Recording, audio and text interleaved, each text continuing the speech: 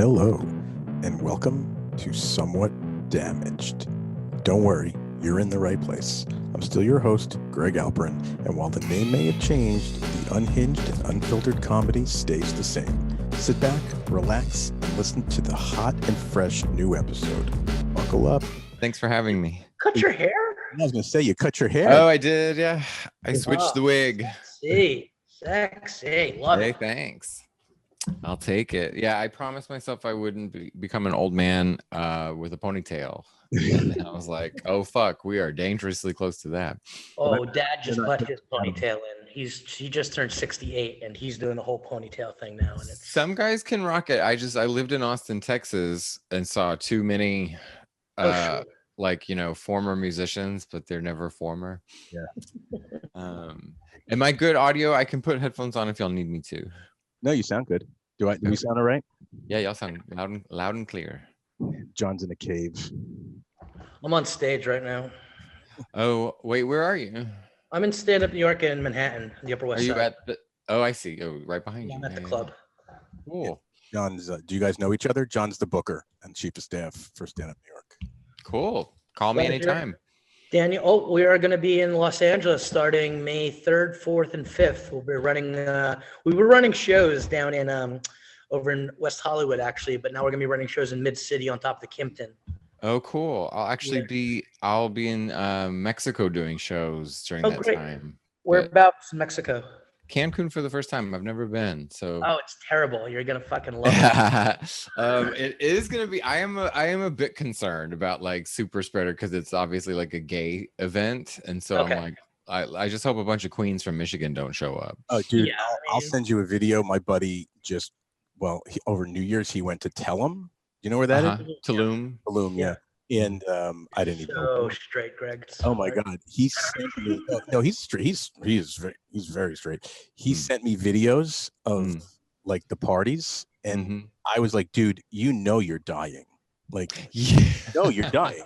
Like, well, just like, I went to Cancun at the top of March, and I'm still here.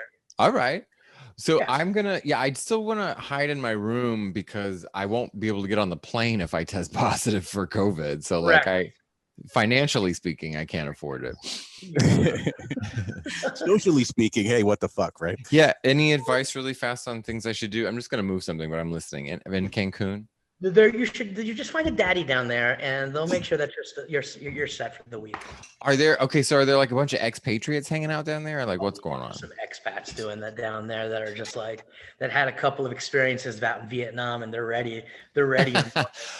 I was in Alaska, so I'm really naive. I miss cues all the time. And I was in Alaska waiting. I had a train to catch the next day, and so I was just getting drunk in Anchorage. And some dude, just some old dude, which is not, that's kind of my demo, saddled up next to me and just started telling me Vietnam War stories and got me drunk. And it wasn't until the next day I was like, I think he wanted to fuck me. I'm so slow. It's okay. It's all right. You'll get there. I was going to say, hey, let's just stop and start, but I'm not even going to bother. So we're just right in it. So thanks for hanging out with us. Thanks for having me. That's John. We're here with Daniel Webb, who has a really funny new special out from Comedy Dynamics called Hose Parade live at the Rose Bowl.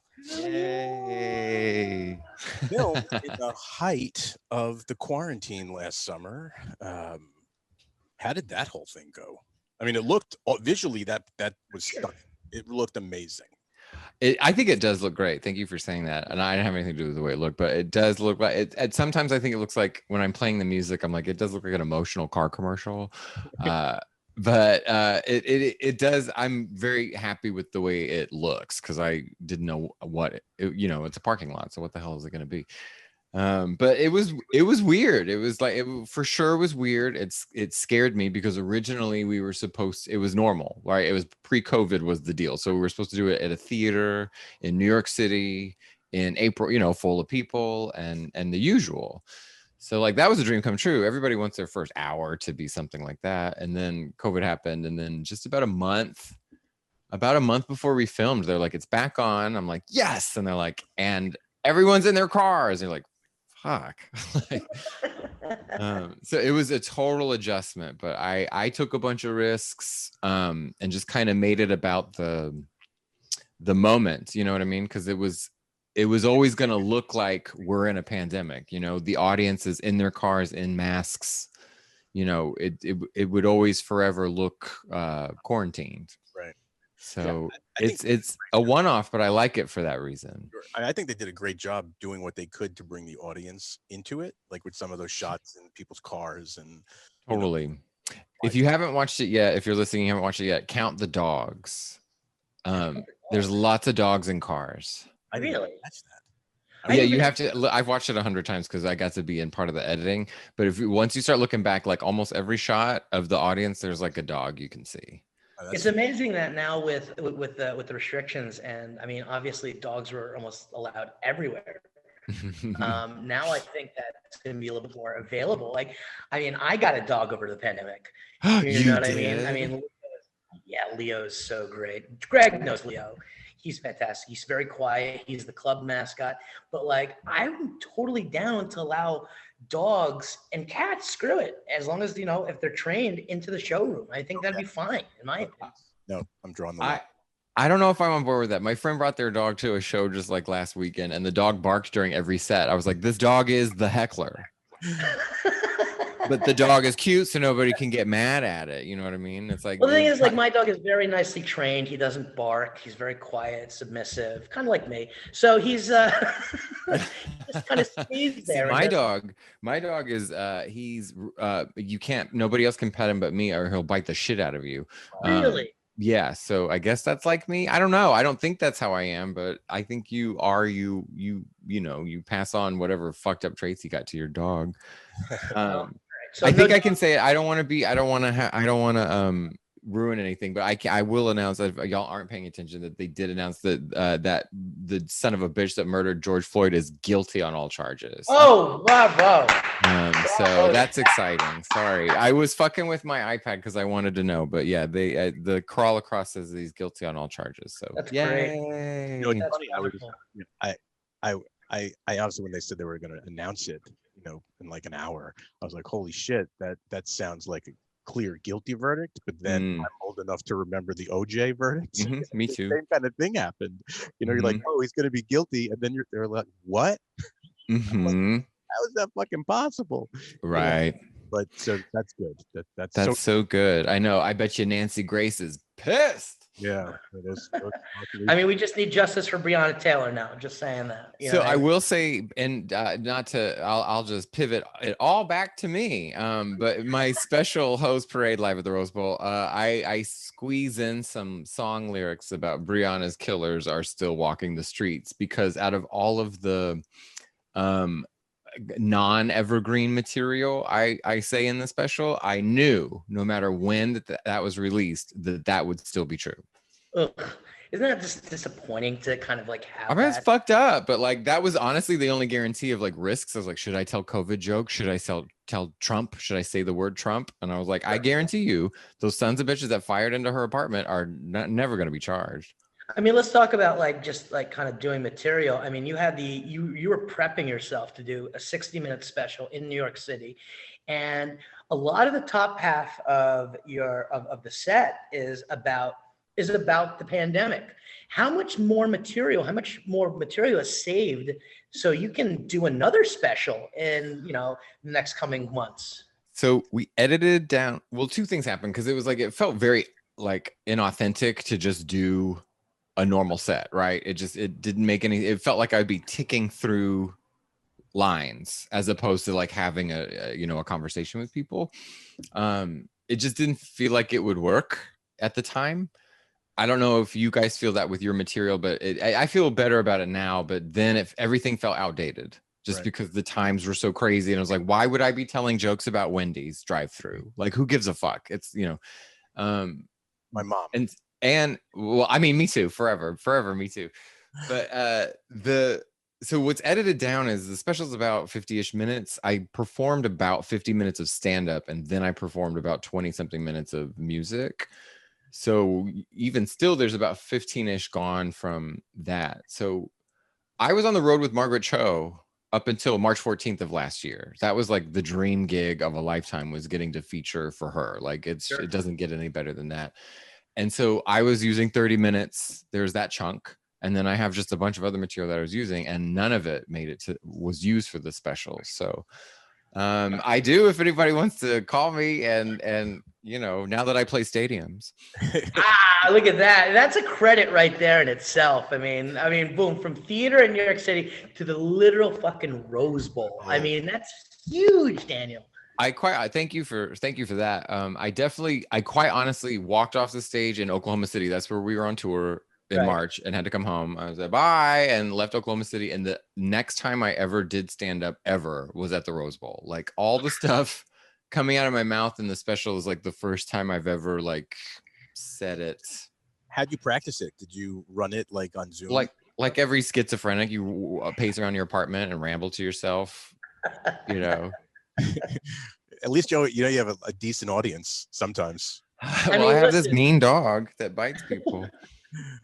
Mrs. de Guzman downstairs. I mean, how about her? She's heard it all. She has heard it all.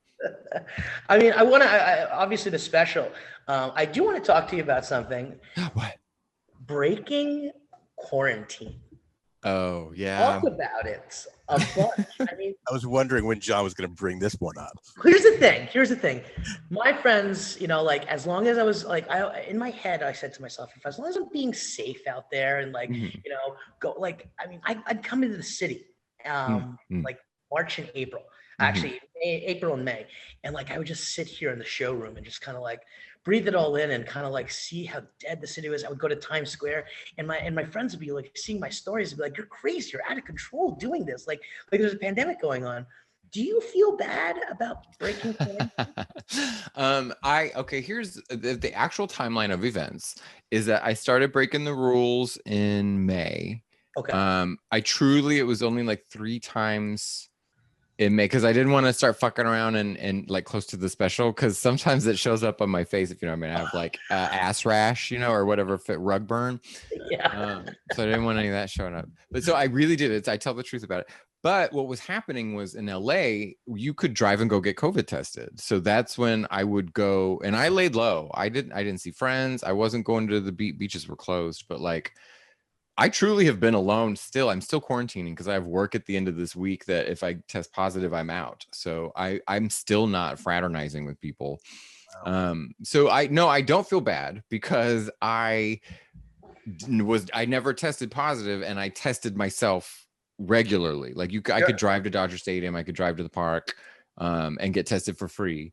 And so that's how I played it. And the people I hooked up with, except for one guy, were people I would they're older. So they were like, "Are you sure you're tested?" Yeah. So the people that I was fucking around with kind of put the pressure on me, because I'm not joking when I say all the daddies put me on hold. They're in like high morbidity rates or whatever. Like they were the ones who were like, "Well, we're tested. Where's your paperwork?"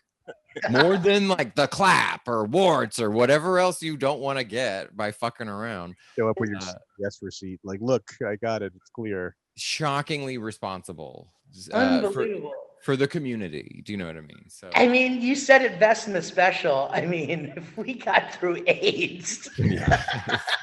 Well, and so now I kind of tell a similar joke in the shows I've done lately. And when I say I was fucking, y'all are fucking too, and the whole audience nods along. So part of the reason that I think we were the worst country in the world at this is because everybody was fucking doing their thing. Just nobody said it out loud. I said it out loud. There's a lot of, I mean, Greg, there was a lot of people that I guess, you know, like, I mean, you're married, but I screwed around during the pandemic. Like I broke quarantine rules to do this. I'm still here, but like, I guess there was nothing that scared us. I mean, I see all these videos of people in like India that like, if you don't have a mask on, you're getting slapped in the face and things of that nature. Or like in Italy, they were like, literally like there were people like, police officers outside of buildings, you know, just like you can't leave. Right. China's doing the same thing too. I think as Americans we have this hubris about ourselves that we're like, oh, we're the free, you know, and just marching outside for some dick. I definitely was like a psycho about rules. Like I yelled at strangers for no masks. Like there was a Oh, lady you're at one the of gas station. those? Yeah, fuck them. I was one of them because a lot of people left LA. Like a lot of my friends left. So I truly wasn't, and I also quit drinking. So there was my socializing went to like to zero. So I live by a park. I go there and I would go to the beach because there's zero people there. But I'm telling you, last summer, like particularly like leading up to October, November, because that's when they're like, it's gonna get worse. It's gonna get worse. That's when I was really pissed when I could see people not following the rules. Because in California, it was nuts. You'd see patios full of people eating, Oh yeah. and that would set me off. But LA it was was, one of those spots, and Greg, I'm sorry to kind of hoard this, but I was in Los Angeles all of November. We were yeah, doing shows out there with Stand Up New York, and it would be crazy that people would be, that it'd be like, oh, wear a mask, but then they'd be like, by the way, elite party, everyone gets COVID tested prior to it, and we're going to be partying until 2 a.m. yeah. It was so interesting how that worked over there. I take if I want to go the long way, I can take Mulholland home from the grocery store if I'm feeling fancy. Right. It's really just an excuse to smoke a joint on the way home because I just need that much time to finish the joint. Anyway, but in the month of October, right, there's some fancy houses off of Mulholland, and you better believe there were like valet Halloween costume parties like all the time. And I was like, who are these? And also back to the breaking quarantine to fuck, I was like, there is definitely some like hot boy fuck club that I was not invited to. Do you know what I mean? Like there's some elitist group of people out here in Los Angeles. Don't tell me the pretty people aren't fucking. They're just not fucking us. Yeah, Tan Penis Island is like one of those places I've been wanting to go vacation for a long time, actually. Wait, where? It's a 30 Rock joke. There was, Tan Penis Island was this place that all the hot people and rich people go to. But it's a thing. It's got to be a thing. What's funny is that because our first day was we got into Los Angeles day after the election. Saturday, like everything was on lockdown. It felt like Saturday we're in Malibu and in Venice, and it was like COVID was over. Life is normal. So I'm a snob, right? I'm such a snob. I go to Malibu. I was just there yesterday. But that's if I'm going to the beach, I like to go there because usually nobody's really at the whatever. I have a spot, but 100% the grocery store, restaurants, just walking along ever since like last summer, people were acting like life was normal. It was shocking. Until we all got also right before Thanksgiving. But there was an article, not to defend the people of Malibu, but there was an article that they actually they didn't do much they didn't mask up. They didn't do as much shutdown as everybody else did, but they also didn't have high numbers of COVID. But the number one reason is they have an insulated lifestyle because they're rich as shit and don't have to go anywhere and don't have to work and can order in. So they weren't wrong, but the reasons they weren't wrong are totally like parts of our broken society. So there is that. I thought the same thing, right? About going to an insulated area. And Greg, you live in Connecticut. Come on. No. So I actually never really quarantined outside the first 2 weeks of. What does that mean though? When you didn't, because stuff was shut down. So when you didn't quarantine, what does that mean? No, outside of the first couple weeks, when everyone was shitting their pants, if you actually opened up your front door, you were going to die. Right. I didn't lock myself in.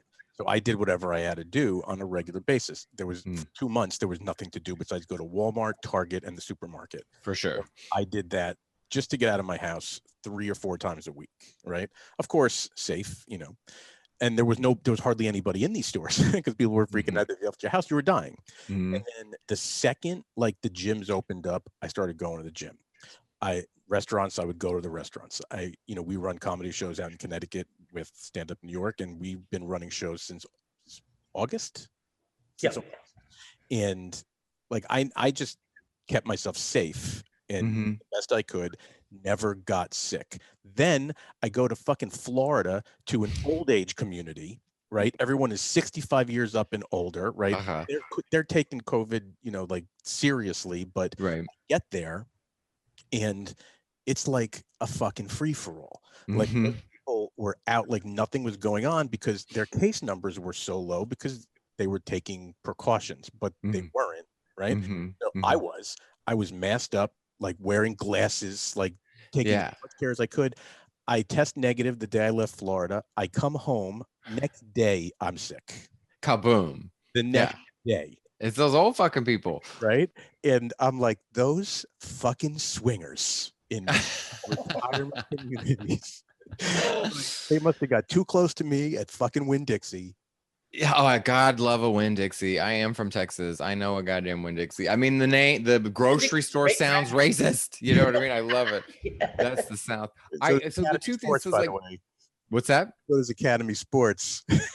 Thank you for knowing that. Also, I learned through the special how regional that is, but that's so funny to me. So I was kind of a psycho because my parents are in their 70s, but they're very healthy people. But I was a psycho about them. They're in Texas.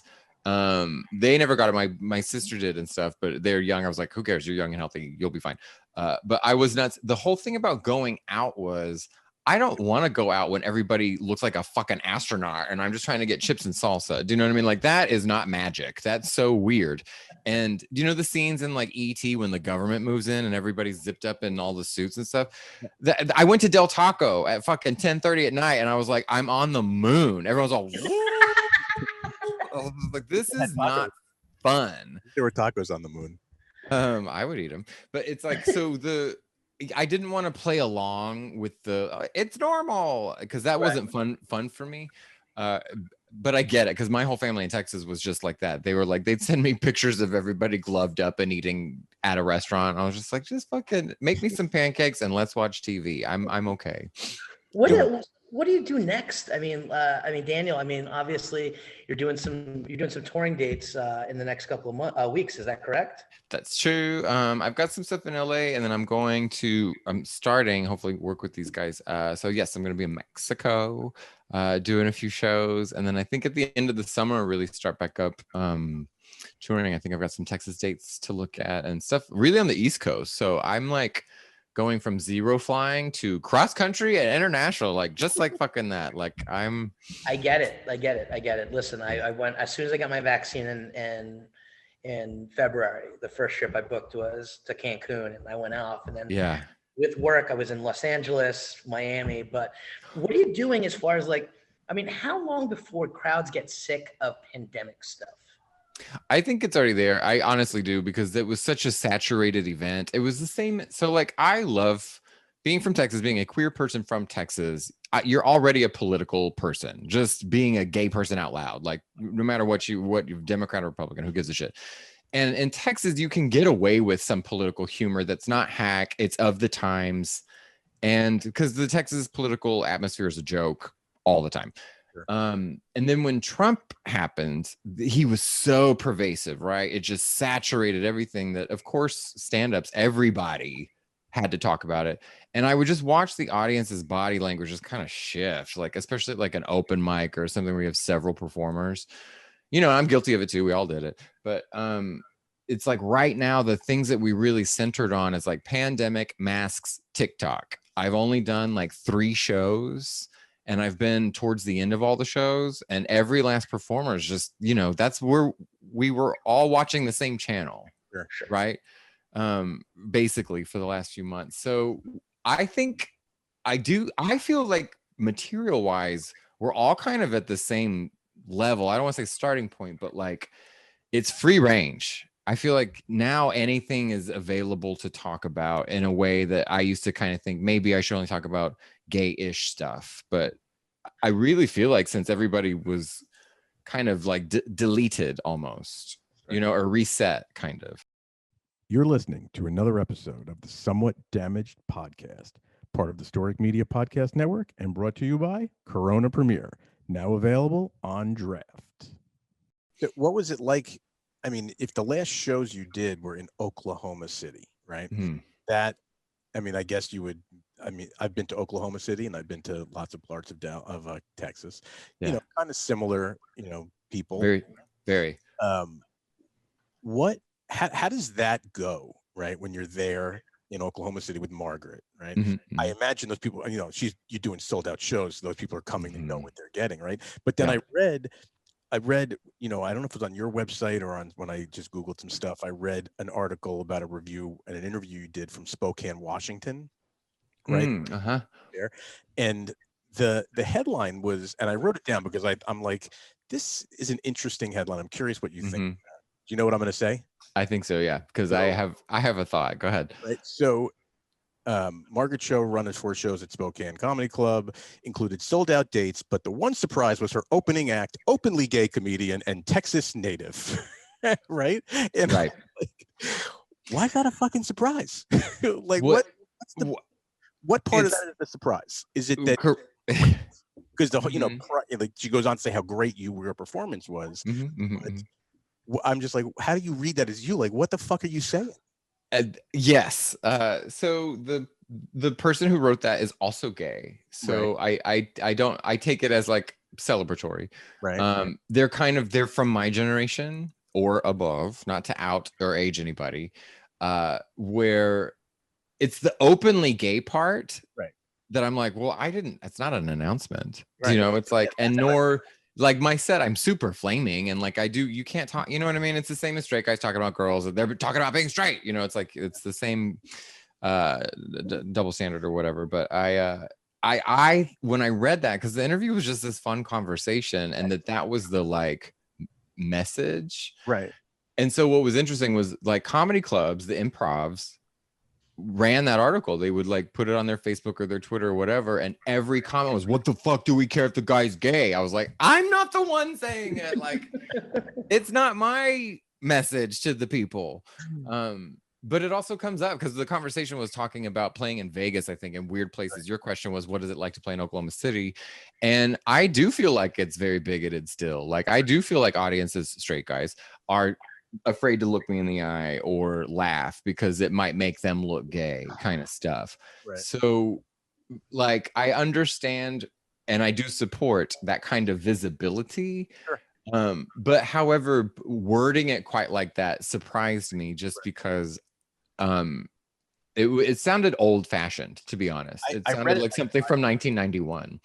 I really did. I read it like 5 times to see if I was not picking up on something, or I wish that, like everybody, you don't want to be identified by that. Sure, exactly. It was the Fox Business News that was like running this article. Like, oh yeah, that kind of makes sense. But the Spokane, times.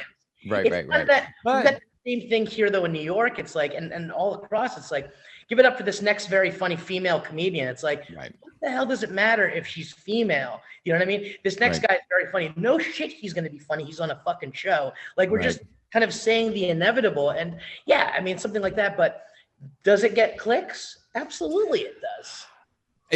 I tell you this, and this is an old story, but it kind of prepped me for these kind of experiences, is because I did meet President Obama. It was over making a gay joke, and there was like 2 articles written about it, but then the internet copy and pasted the articles, right? So it was viral. This is years ago, but it was a viral thing. The reason I bring it up is because they copy pasted each article, which meant each website that used it had its own comment section, and the comment sections were vile, where people said horrible, mean things about me like having AIDS and giving it to Obama, and like, and it only begins there. Like, people said horrendous things about me, and I kind of think it's funny. Like, I don't welcome it. I do recognize that it's like the unhappiness of trolls and things like that.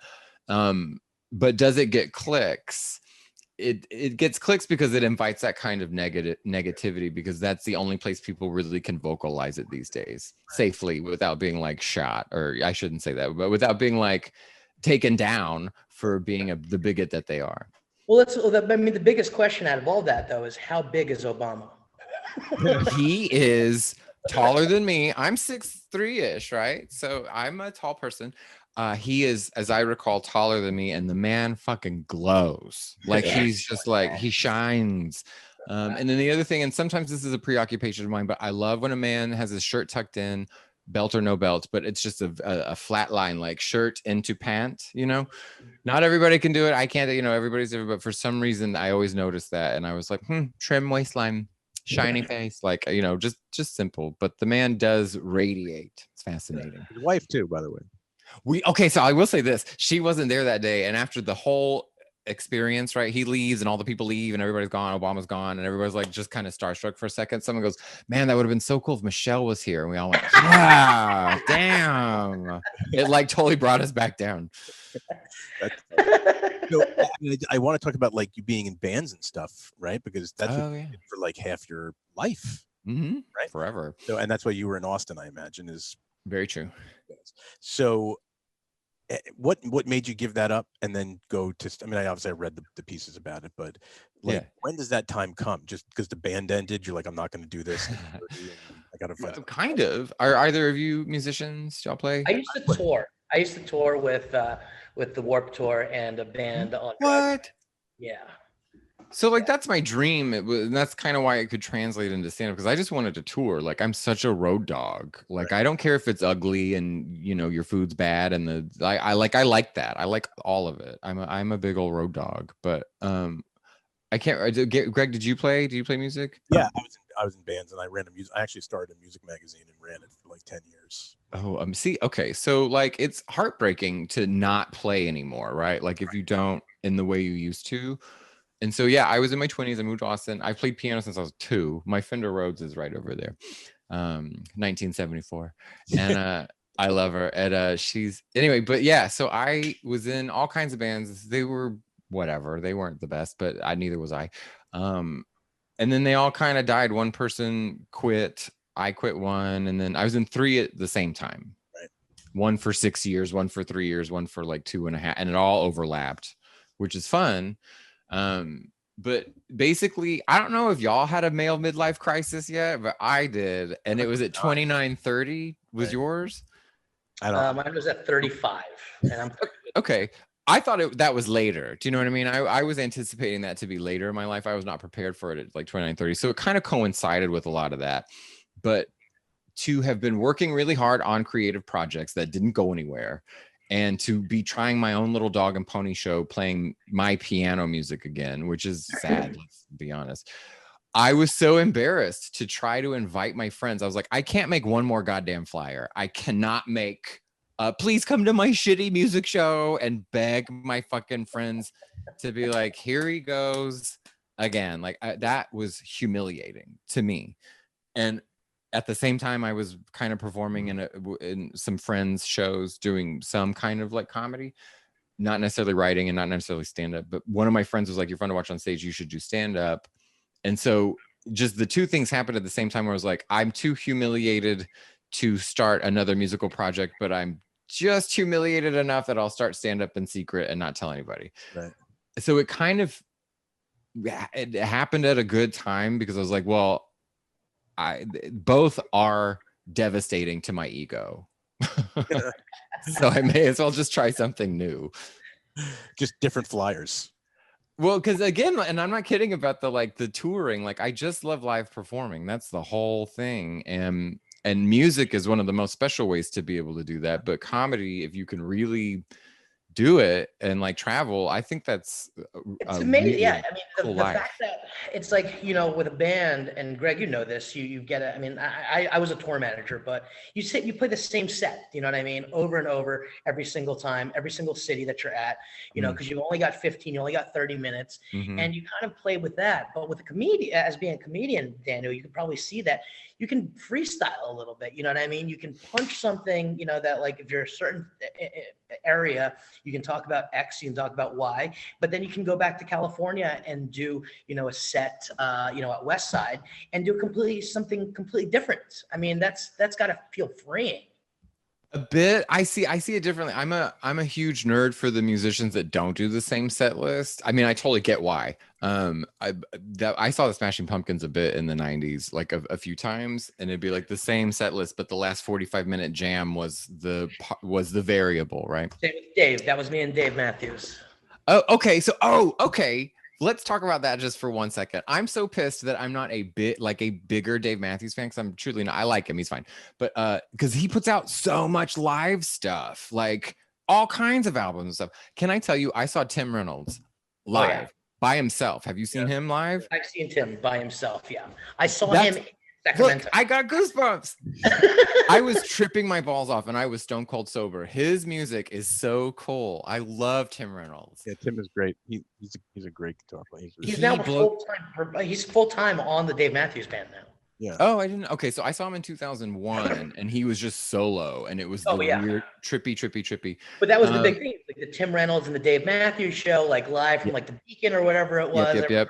Yeah, but Tim Reynolds by himself is just astronomically. I was on fire. My mom was expecting a Dave Matthews concert, and I was like, I'm on acid. This is what acid is going to be like.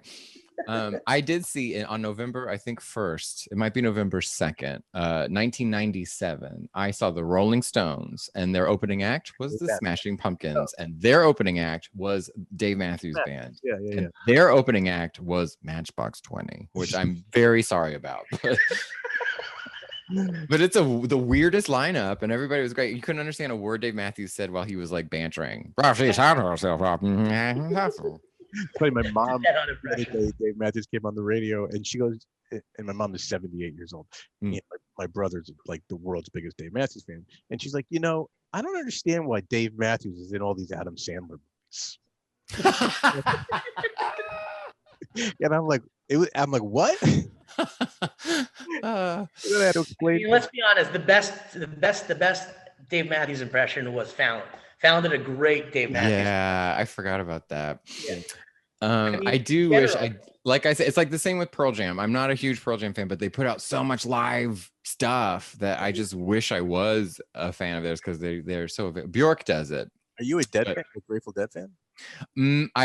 No, and with no disrespect, I did see.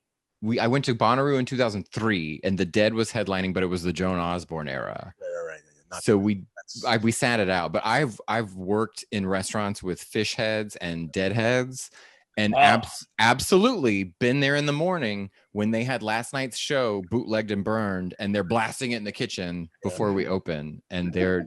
Because I love their way of doing set lists where no show's the same and all that kind of stuff.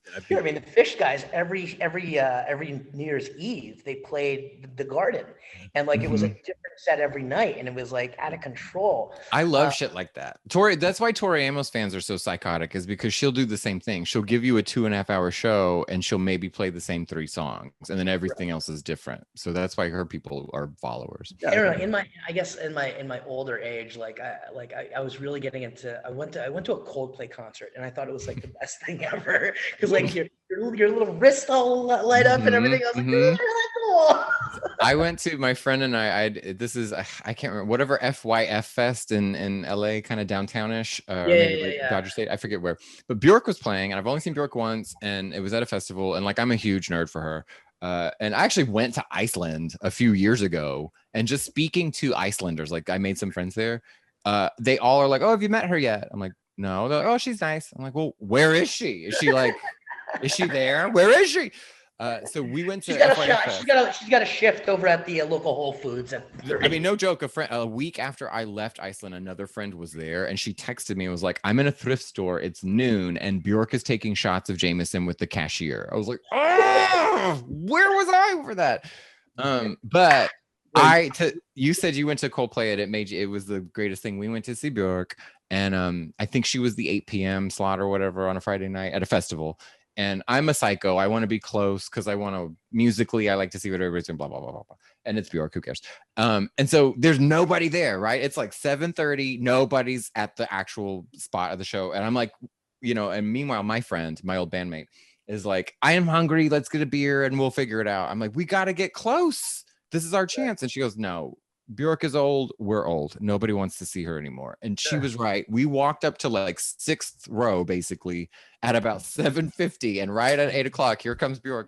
And by the end of it, she had 10,000 people there. But right. Oh God. We're old. Like she's just not the. I Missy get it. Elliott played after her, and when Missy Elliott played, there were about 30,000 people there. Right. So there's a thing going to old concerts. Like some of my friends that still play. Like I've got friends that were on the drive-through, and one of my favorites was I knew Andrew McMahon from Something Corporate, who was in Jack's Mannequin, and I went to one of his shows, and I'm looking out on the sea of people, and I'm like, Jesus Christ, we are old. Like, like like salt and pepper hair, and these people just hanging on to their youth for one night. And I felt terrible. I've seen Fleetwood Mac 3 times. Wept all 3 times. Really? And once with all 5, right? And that was the best. But they sound old as shit. No disrespect. Like I like Fleetwood Mac, but they sound a little pitchy. And I've also seen Jamiroquai. I saw Jamiroquai like 2 years ago in what's the tennis venue in Queens? Forest Hill Stadium. Yes. So saw Jamiroquai there just like 2 years ago. I swear to God. And the whole audience was old, and it was the best show ever. Everybody was fucking dancing. Everybody knew every lyric. Sure. And we were all above the age of 35. I'll blow you away right now. So I like 3 years, it probably is no more than 3 years ago. I was in San Francisco, and whenever I go into a town, the first thing I do is look to see what live bands are playing that night, because I'll go see really any live music. It doesn't really matter. Yeah. So I miss it. It doesn't happen out here. I know, and it really is a shame. So the band that was playing that I chose to go see was Good Charlotte, right? Oh, God. So it was. I love it. I love pop punk. At the Fillmore, right? So I'm like, I haven't been to Fillmore in a long time. So I'm like, all right, I'll suck it up and I'll go to see Good Charlotte, right? I'm like, it would be the 2 things I love the most: live music and live comedy. Live music is underage children, right, Greg? I go to Good Charlotte, and I made one of my friends from San Francisco come with me, and we're in like the pit, and I'm looking around, and I'm like, holy shit, like everybody in this pit is like 45 years old. Yes. Really? Yes. No teenagers, nothing. And I'm like, this is insane. And they were great, actually, but I'm like, I was hysterical the entire time, like just laughing the whole show. As a teenager, Greg was on the sides being like, I don't want to be you. I want to be just like you. I am not going to front that I didn't. Of course I did, but it was so funny. I'm like, this is like when all these throwback bands go out on tour, it's like, especially like New Kids on the Block and Backstreet Boys and NSYNC, but those 2 that they tour together, and you watch those videos that are on like HBO of their like NKOTB and Backstreet Boys show, and you look in the audience and it's like they're all fucking grandmas. Yeah. 50-year-old women throwing their panties on stage. It's crazy. There's Vegas is such a strange place for all kinds of reasons, but it's funny that I'm obsessed with the residency things. They're like the Celine, the Brit, like that's just such a fascinating, because I'm a big Joan Rivers fan. She has her 2nd book, Still Talking, talks a lot about her Vegas work and stuff like that. I think it's a better read than her 1st book, just if you're like into comedy. But oh wait, why am I even talking about that? The residency and the performance. What were you just talking about? I want to get back to it really fast. Vegas residency, the people. Oh, Cher had a residency there, and someone's like, Cher, how do you like performing in Vegas? And she goes, the audiences are really old. And like, Cher's really old, and for her to be like, they are old. So what do you think it means for Cher to be like tits out, ass out at whatever 60, and these people are on fucking respirators at 90? Like that's your. There can't be 60. That's the dream, baby. She's younger than you think. I swear. I promise. Because I always think she's like way older, but she's not. Was the first concert I ever went to. Yes. With my parents in like the late 70s. Yes. Now, some of their stuff, there's a song with Sonny and Cher called, I think it's called Please Baby Don't Go, or maybe it's called just Baby Don't Go. Beautiful song. Fucking great song. Wait, where was the Cher show? Where did you go? What? It was in New York City. I mean, I was so young, I don't remember. Cher solo? No, Sonny and Cher. Wild. Like Sonny and Cher when they had I had a speech teacher at high school, and his first concert was also his first date when he was in the 6th grade, and his parents drove him and his little girlfriend at the time on Valentine's Day to see the Carpenters. No. Can you believe that? First concert, first date, Valentine's Day to see the Carpenters. I was like, I would have blown my brains out right there. That sounds great. That's great life. At its finest right over there. Great life. Did you find love? No, but I had that. It's Dude, so I mean, good. I followed my Sonny and Cher show up with Slayer in 1984. I will say this. I saw Tori Amos on Halloween in Houston, and she opened with Raining Blood by Slayer. No way. Oh, And I was like, I'm the only person who knows what song this is. I Yeah. swear to fucking God. None of you know what song this is. where was it? Toyota Center over in. No, it was the Aerial Theater. That's funny. We're Ooh. going to track that down. That sounds pretty awesome. So She I actually mean, was really spooky and good. She also did at a different show. I've seen her a bunch, but she also did Black Sabbath's Sweet Leaf, and I was like, nobody knows what she's playing. Like gong gong ga-na-na. I was like, nobody knows what's happening. so Daniel, we usually close these podcasts with the best thing that you ate this week. Oh fuck. Oh my So- God. I gotta tell Greg before like I thought this interview was at 4, so I'm rushing over here.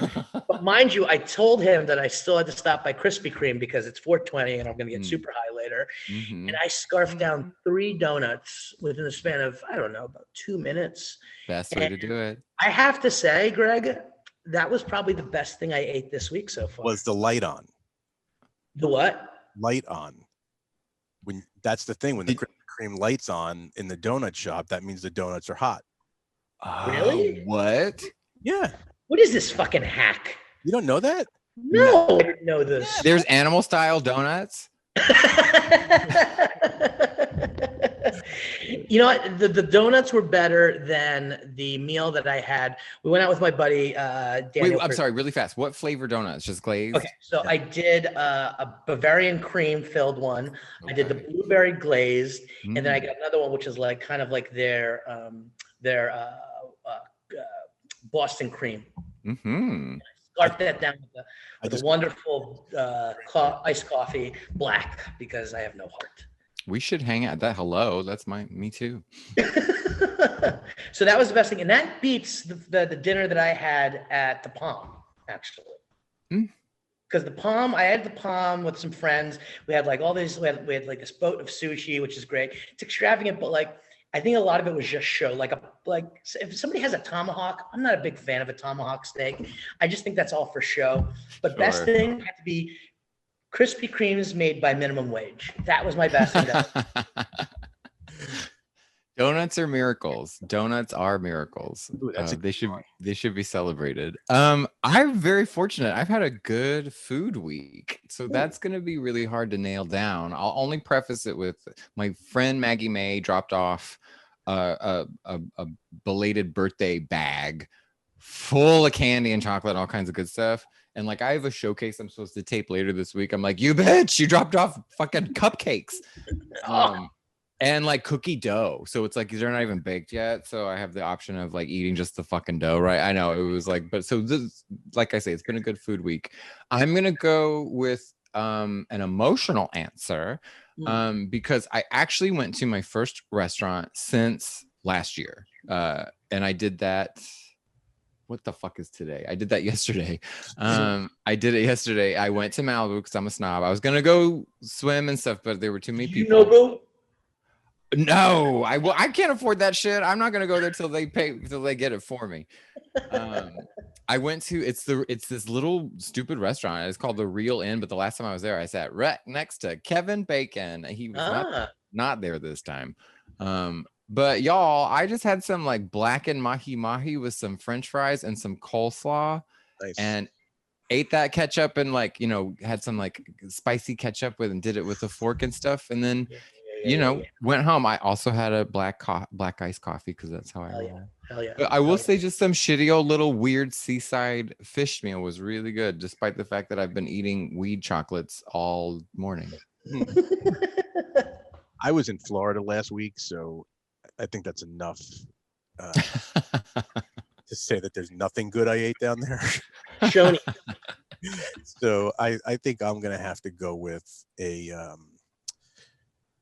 codfish sandwich I had at a country club an hour outside in Orlando, which was actually really good. Also had coleslaw on it. I love some slaw. Nothing. Don't you hate how good country club food is? Oh my God! It's taste. The racism is what makes it. And the Take it back.